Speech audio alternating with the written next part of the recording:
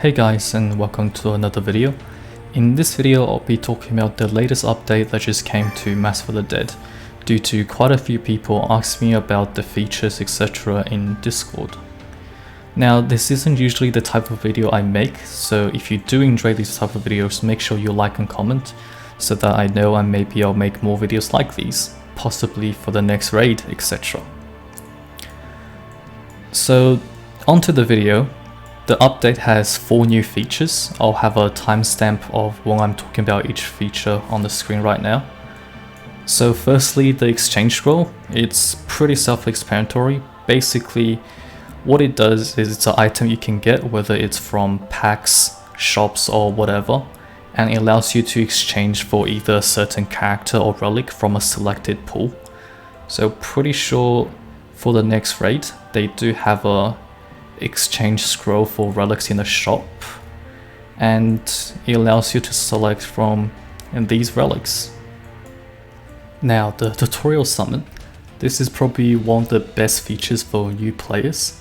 So what it does is, instead of the usual, pretty trash tutorial that you get at the start of the game and you're starting Chaos Stones, now when you finish the tutorial story, you load into the game and you get tutorial summon. And what this does is allows you to summon for free on top of your initial Chaos Stones, and it can allow you to re-summon, so essentially re-rolling. However, the downside to this is that it is only for the original 7 or 8 characters. I'll show you the tier list up right now on what you should aim for if you are trying to re-summon some good characters on the tutorial summon.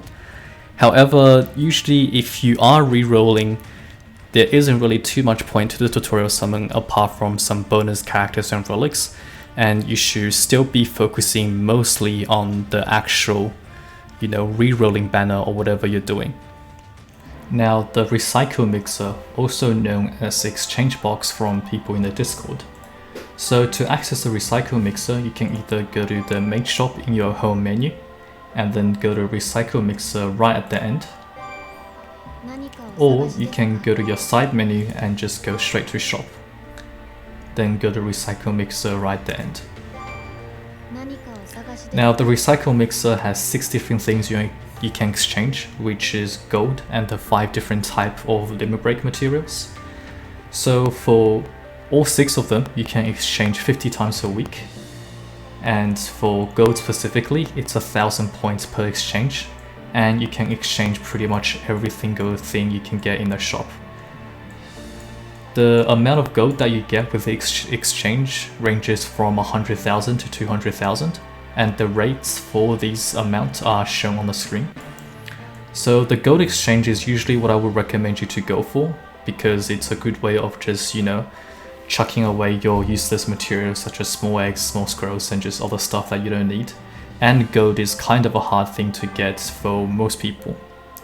Now for the limit break materials, they are, instead of 1,000 points, they are 400 points for exchange, and the things that you can exchange for are only limit break shards and the limit break crystals, however not the large limit break crystals or the rare mats.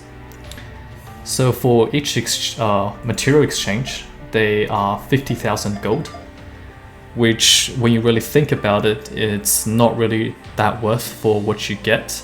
And I'll show you the rates on the screen right now for you could get with this exchange. So normally what I will recommend you to go for, as I said before, is to just exchange for gold, and only go for limit break material if you desperately need it to, hope that you get lucky, get some, couple of rare mats and limit break a character for raid or undead or something. The amount of rare materials that you should normally expect from 50 exchange is, I would say 5 tier 4 and maybe 1 tier 5, but that's still, at best. But yeah, there's definitely a really good new feature to have, especially for gold, because gold is just the thing that a lot of people are struggling with if you use it a lot, like me, for example, getting stuff from shop, etc. And finally, we have Investigation, which you can access from the side menu. Investigation is probably one of my favorite features they've added, and they should have added this for a while now, since most other gacha games do have it.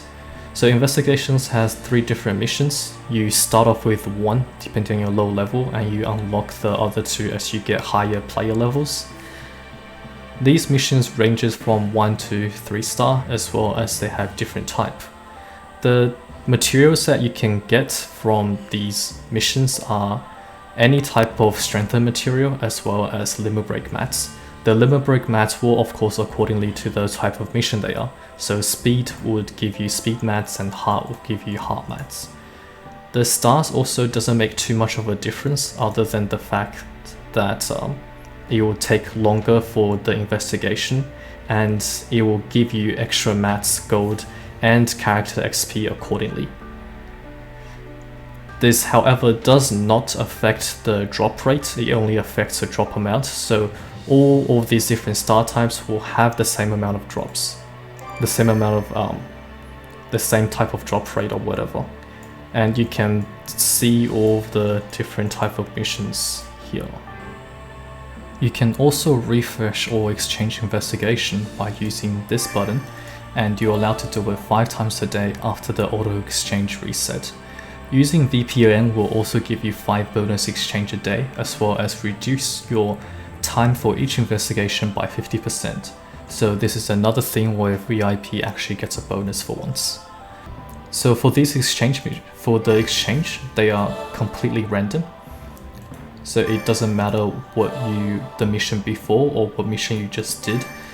It won't change the star level as well as the typing, and it's just more RNG gacha. In Investigation, there's also a new item called Hourglass, which we haven't currently gotten yet. On the Japanese version, they usually just give it out once a day, as well as just other daily logins and different other type of things that you can use. So essentially what the Hourglass does is when you have a mission active, you can use the Hourglass to cut time, which is 1 hourglass will cut 2 hours or 15 stones, etc, etc. So for these, usually what you can go for is either, level up characters that you haven't leveled up before, or you can go for intimacy runs, as it gives you 10 extra intimacy points, which is pretty useful if you're still doing your intimacy runs, as they will help you speed up the process by actually quite a lot. Also, another thing is, with the characters you sent off, you can actually still use them in your normal missions. The only difference that it really makes is that you can't use it in another investigation, for example. And yeah, you can basically pick whatever you want to send off. For me, sometimes I usually just do character levels, or you could do what I'm doing here, if you know what I mean.